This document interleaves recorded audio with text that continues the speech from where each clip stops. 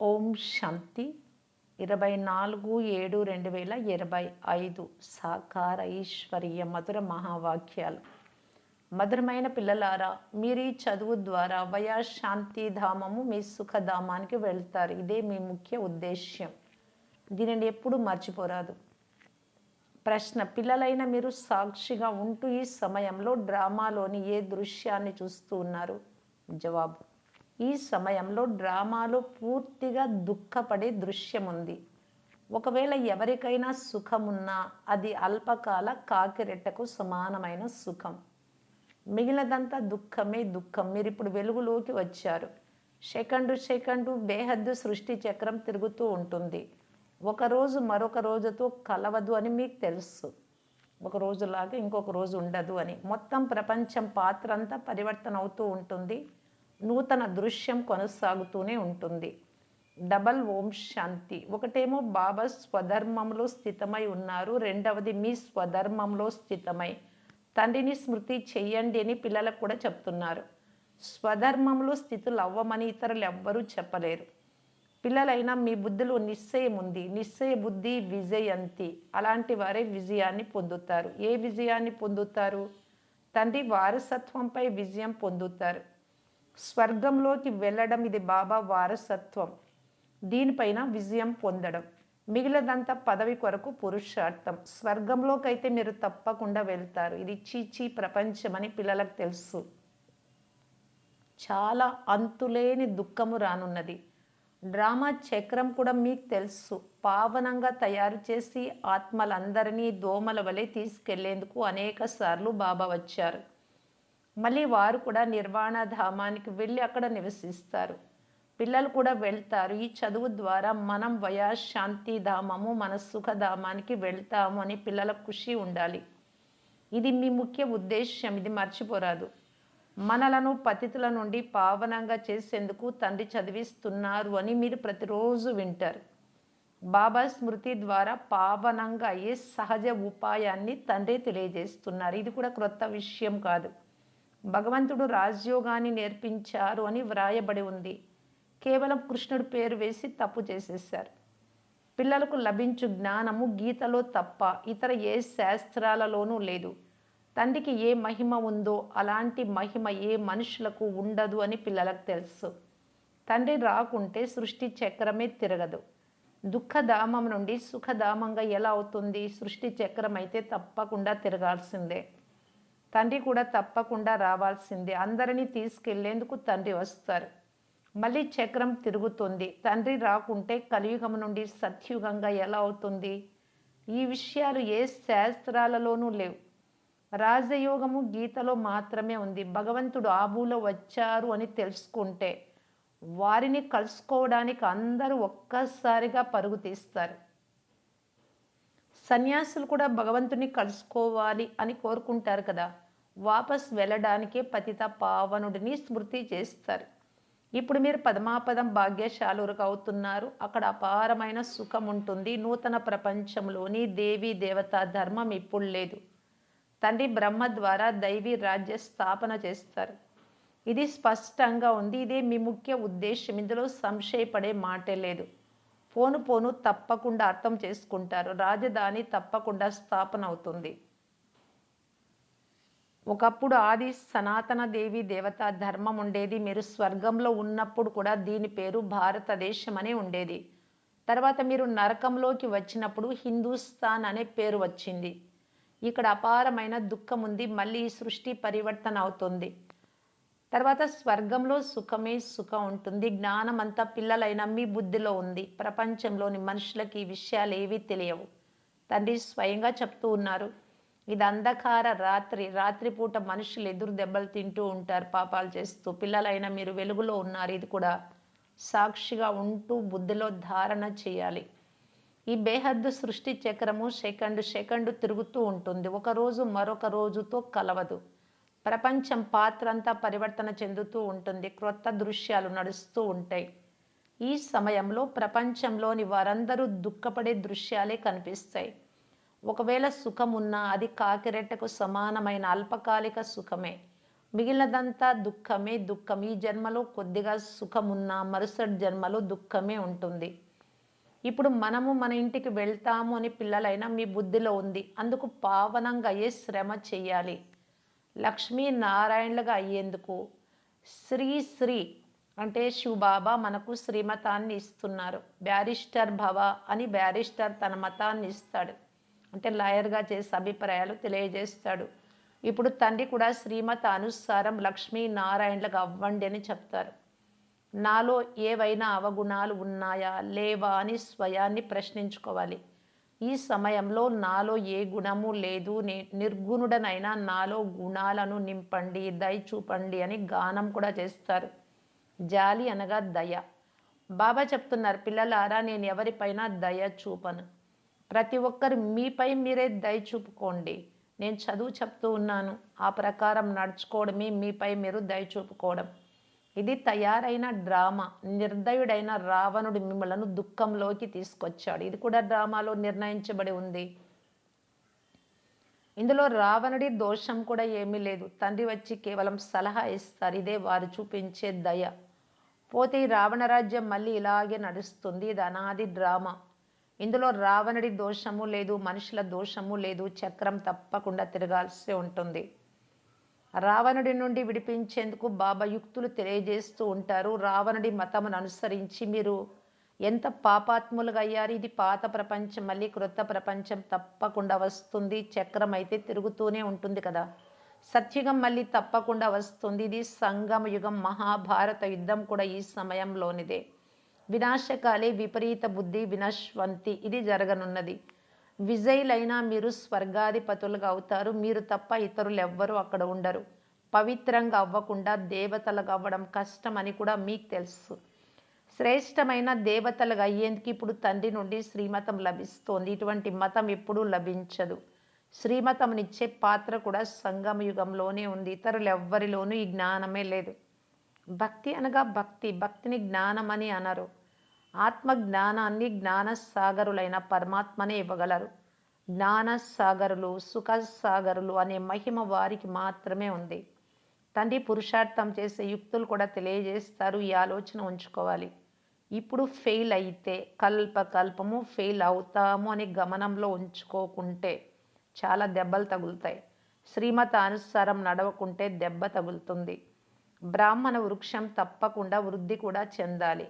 దేవతల వృక్షం ఎంత ఉందో అంతే పెరుగుతుంది. మీరు పురుషార్థం చేసి చేయించాలి అంటూ అనేది కట్టబడుతూ ఉంటుంది. వృక్షం పెద్దదవుతుంది. ఇప్పుడు మన కళ్యాణం జరుగుతూ ఉంది అని మీకు తెలుసు. పతిత ప్రపంచం నుండి పావన ప్రపంచానికి వెళ్ళే కళ్యాణం జరుగుతుంది. మీ బుద్ధికి వేయబడిన తాళం ఇప్పుడు తెరవబడింది. బాబా బుద్ధివంతుల బుద్ధి కదా. ఇప్పుడు మీరు అర్థం చేసుకుంటూ ఉన్నారు. పోను పోను ఎవరెవరి తాళాలు తెరవబడతాయో చూడాలి. ఈ డ్రామా కూడా నడుస్తుంది. మళ్ళీ సత్యుగం నుండి పునరావృతం అవుతుంది.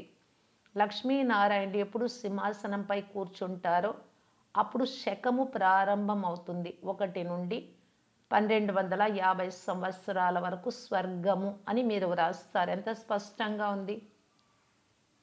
సత్యనారాయణుడి కథ ఉంది, అమరనాథుడి కథ కూడా ఉంది. ఇప్పుడు మీరు సత్యమైన అమర కథను వింటారు. దానికే మళ్ళీ మహిమ జరుగుతుంది. పండుగలు మొదలైనవన్నీ ఇప్పుడు సమయంలో జరిగినటువంటి దానికి స్మృతి చిహ్నాలే. శివబాబా జయంతి నంబర్ 1 పండుగ శివరాత్రి. కలియుగం తర్వాత ప్రపంచాన్ని పరివర్తన చేసేందుకు తండ్రి తప్పకుండా రావాల్సి వచ్చింది. చిత్రాలను ఎవరైనా బాగా పరిశీలిస్తే ఎంత బాగా పూర్తి లెక్క వేయబడి ఉందో అర్థం చేసుకుంటారు. చిత్రాలు తయారు చేయడంలో ఈ జాగ్రత్తను తీసుకుంటారు. కల్పకృతం ఎంత పురుషార్థం చేస్తారో అంత తప్పకుండా చేస్తారు. ఈ విషయంలో మీరు సాక్షిగా ఉండి ఇతరుల పురుషార్థాన్ని కూడా చూస్తారు. అలాగే తమ పురుషార్థాన్ని కూడా తెలుసుకుంటారు. మీకు కూడా తెలుసు, విద్యార్థికి తన చదువును గురించి తెలియదా? అలాగే మీ చదువును గురించి మీకు తెలుసు. మేము ఈ సబ్జెక్టులో చాలా అపరిపక్వంగా ఉన్నామని మనసు చాలా తింటూ ఉంటుంది. తర్వాత ఫెయిల్ అవుతారు. పరీక్ష సమయంలో పూర్తిగా తయారవ్వని వారి మనస్సు భయపడుతూ ఉంటుంది. పిల్లలైనా మీరు కూడా సాక్షాత్కారంలో చూస్తారు, కానీ ఫెయిల్ అంటూ అవ్వనే అయ్యారు. ఇంకేం చేయగలరు? అప్పుడు స్కూల్లో పాస్ అవ్వకుంటే బంధుమిత్రులు కూడా కోపడతారు, టీచర్లు కూడా అసంతుష్టులు అవుతారు. స్కూలులో తక్కువ మంది పాస్ అయితే టీచర్లు అంత మంచివారు కాదు, కనుక తక్కువ మంది పాస్ అయ్యారు అని భావిస్తారు. అంటే సరిగ్గా చదువు చెప్పలేదు అని. సేవా కేంద్రాలలో ఎవరెవరు మంచి టీచర్లు ఉన్నారో, ఎలా చదివిస్తారో బాబాకు తెలుసు. ఎవరెవరు బాగా చదివించి తీసుకొస్తారో బాబాకు తెలుసు. బాబాకు అన్నీ తెలుస్తాయి. మేఘాలను ఇక్కడ నింపుకొని వెళ్ళి అక్కడ వర్షించి, అంటే జ్ఞానం ఇచ్చే మేఘాలను తీసుకురావాలి అని బాబా చెప్తారు. చిన్న పిల్లలను తీసుకొచ్చినట్లయితే వారిలో మోహం ఉంటుంది, ఒంటరిగా రావాలి. వారిపైన మీకు, మీ పైన వారికి మోహం ఉంటుంది కదా, సరిగ్గా వినలేరు ఇక్కడ. ఒంటరిగా రావాలి, అప్పుడు బుద్ధి బాగా జోడింపబడుతుంది. పిల్లలను అక్కడ చూస్తూనే ఉంటారు. ఎవరో ఒకరికి అప్పచెప్పి రండి. బాబా చెప్తారు, ఈ పాత ప్రపంచం శ్మశానంగా అవ్వనున్నది. క్రొత్త ఇంటిని కట్టినప్పుడు మా క్రొత్త ఇల్లు తయారవుతోంది అని బుద్ధిలో సంతోషం ఉంటుంది కదా. వ్యవహారాలు మొదలైనవి చేస్తూ ఉంటారు, కానీ బుద్ధి క్రొత్త ఇంటి వైపు ఉంటుంది. నిశ్శబ్దంగా కూర్చోరు కదా. అది హద్దులోని విషయం, ఇది బేహద్ అనంతమైన విషయం. ప్రతి పని చూస్తూ ఇప్పుడు మేము ఇంటికి వెళ్ళి మళ్ళీ మా రాజధానికి వస్తాము అనే గుర్తు ఉంటే అపారమైన సంతోషం ఉంటుంది. ఇది గుర్తుంచుకోవాలి. బాబా చెప్తారు, పిల్లలారా మీ పిల్లలు మొదలైన వారిని కూడా సంభాలించాలి, కానీ బుద్ధి మాత్రం తండ్రితో పరంధామం పైన జోడింపబడి ఉండాలి. స్మృతి చేయకుంటే పవిత్రంగా కూడా అవ్వలేరు. స్మృతి ద్వారా మాత్రమే పవిత్రంగా అవుతారు. జ్ఞానం ద్వారా సంపాదన జరుగుతుంది.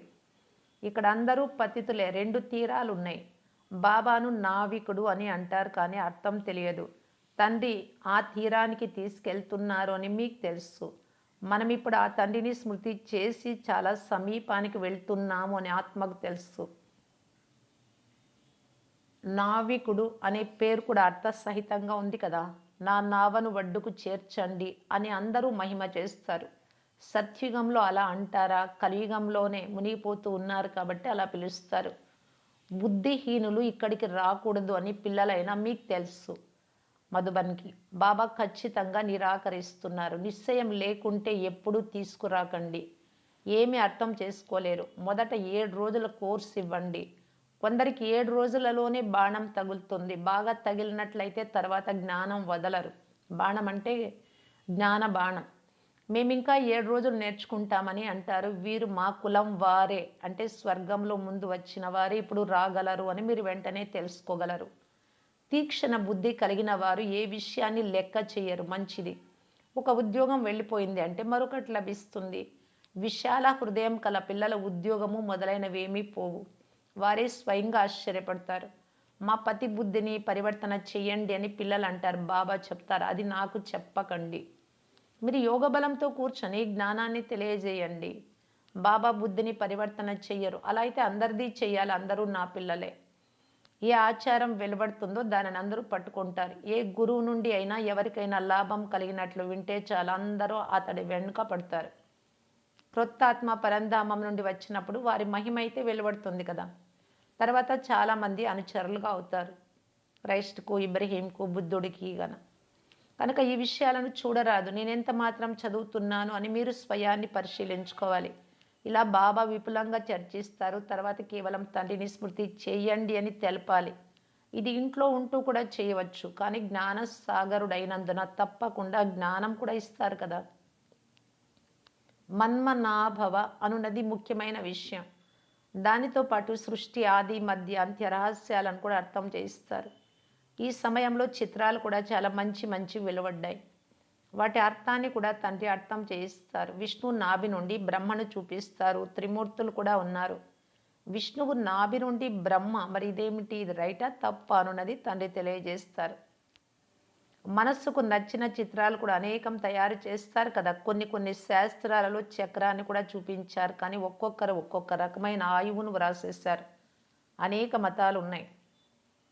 శాస్త్రాలలో హద్దు విషయాలు వ్రాసేశారు. తండ్రి పూర్తి ప్రపంచంలో రావణ రాజ్యం ఉంది అని బేహద్దు విషయాలు అర్థం చేయిస్తారు. మీరు ఎలా పతితులుగా అయ్యారో మళ్ళీ ఎలా పావనంగా అవుతారు, ఈ జ్ఞానం మీ బుద్ధిలో ఉంది. తర్వాత చివరిలో మిగిలిన ధర్మాలు వారు వస్తారు. అనేక వెరైటీలు ఉన్నాయి. ఒకటి మరొక దానితో కలవదు. ఇరువురి రూపురేఖలు ఒకే రకంగా ఉండవు. ఇది తయారైన ఆట, పునరావృతం అవుతూ ఉంటుంది. తండ్రి కూర్చొని పిల్లలకు అర్థం చేయిస్తున్నారు. సమయం తగ్గిపోతూ ఉంటుంది. మేము ఎంతవరకు ఆనందంగా ఉన్నామని స్వయాన్ని పరిశీలించుకోండి. మనం ఏ వికర్మలు చేయరాదు. తుఫానులేమో వస్తాయి. తండ్రి చెప్తారు, అంతర్ముఖులై ఆత్మిక స్థితిలో ఉంటూ మీ చార్టును ఉంచుకుంటే తప్పులు జరుగుతాయో వాటి గురించి పశ్చాత్తాపం ఇప్పుడే పడగలరు. ఇప్పుడే పశ్చాత్తాపం పడితే మార్చుకోగలరు. అంతిమంలో పురుషార్థం చేయకుండా పశ్చాత్తాపం పడితే అప్పుడేం చేయలేరు. ఇది యోగ బలంతో స్వయాన్ని క్షమించుకోవడం వంటిది. బాబా క్షమించరు. డ్రామాలో క్షమ అన పదమే లేదు. మీరు శ్రమ చేయాలి. మనుషులు తమ పాపాలకు శిక్షను స్వయంగా అనుభవిస్తారు. క్షమించే మాట లేదు. ప్రతి విషయంలో కష్టపడమని తండ్రి చెప్తున్నారు. తండ్రి కూర్చొని ఆత్మలకు యుక్తులు తెలియజేస్తారు. పాత రావణ దేశంలోకి రండి, పతితులైన మమ్మల్ని పావనంగా చెయ్యండి అని తండ్రిని పిలిచారు. కానీ మనుషులు అర్థం చేసుకోరు. అది అసురీ సంప్రదాయం. మీరు బ్రాహ్మణ సంప్రదాయానికి చెందినవారు, దైవీ సంప్రదాయానికి చెందిన వారిగా అవుతున్నారు. పురుషార్థం కూడా పిల్లలు నంబర్ వారుగా చేస్తారు. మళ్ళీ వీరి భాగ్యంలో ఇంతే ఉంది అని చెప్తారు. తమ సమయాన్ని వ్యర్థం చేసుకుంటారు. జన్మ జన్మలకు కల్ప కల్పానికి ఉన్నత పదవిని పొందుకోలేరు. స్వయాన్ని నష్టపరుచుకోరాదు. ఎందుకంటే ఇప్పుడు జమ అవుతుంది, తర్వాత నష్టంలోకి వెళ్తారు. రావణ రాజ్యంలో చాలా నష్టం జరుగుతుంది. మంచిది. మధురాతి మధురమైన అపురూపమైన పిల్లలకు మాతాపిత బాప్దాదాల ప్రియ స్మృతులు మరియు గుడ్ మార్నింగ్. ఆత్మిక పిల్లలకు ఆత్మిక తండ్రి నమస్తే. ధారణ కొరకు ముఖ్య సారం. ఫస్ట్ పాయింట్, అంతర్ముఖిలై స్వయాన్ని చెక్ చేసుకోవాలి. ఏవైనా తప్పులు జరిగితే మనస్ఫూర్తిగా ఇప్పుడే పశ్చాత్తాపం పడి యోగ బలము ద్వారా క్షమించుకోవాలి. మీకు మీరే కష్టపడాలి. సెకండ్ పాయింట్, తండ్రి నుండి ఏ సలహా లభిస్తుందో దాని అనుసారం పూర్తిగా నడుస్తూ మీపై మీరే దయ చూపుకోవాలి. సాక్షిగా ఉంటూ మీ పురుషార్థాన్ని లేక ఇతరుల పురుషార్థాన్ని గమనించాలి. ఎప్పుడు మిమ్మల్ని మీరే నష్టపరుచుకోరాదు. వరదానం, విశ్వ కళ్యాణం యొక్క భావన ద్వారా ప్రతి ఆత్మ యొక్క రక్షణ కొరకు ప్లాన్ తయారు చేసే రహం దిల్ భవ.